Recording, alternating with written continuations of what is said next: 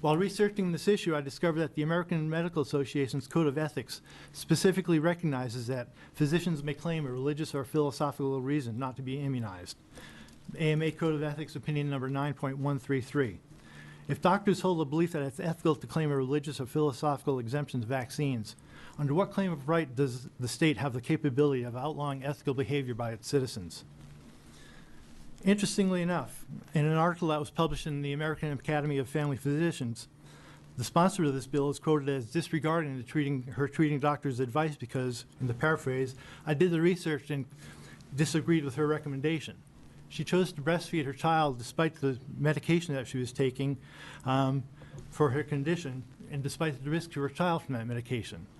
There was a greater certainty of... I'm sorry, Madam Chair. I have to interrupt. Yes, please. My integrity has just been impugned by the witness. I'm- And I want to be really clear here, sir. I'm not... No, sir. Please allow me to respond. Sure. Thank you. I appreciate that. My doctor at that time was responding, in fact, to drug company paranoia because they'd never tested it in pregnant and breastfeeding women. I called the national expert on drugs and lactation from the University of Texas and asked him personally to clarify that interferons did not transfer from breast milk, from the mother's tissue into breast milk before I made that decision for my child. And I also was well aware that breastfeeding is the best thing you can do to protect children from autoimmune diseases. So I would be very grateful if you did not take my decision, my personal decision about my medical care out of context. Thank you. All right, please.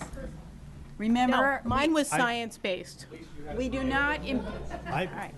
I will have My- to ask people to leave if we don't have decorum. We do not impugn others, all right? My Thank you. statement was not intended in any manner of impugning or maligning the sponsor of this bill, only pointing out that her right to exercise her informed consent and make a different decision than her treating doctor is the same right that we as citizens are seeking for ourselves.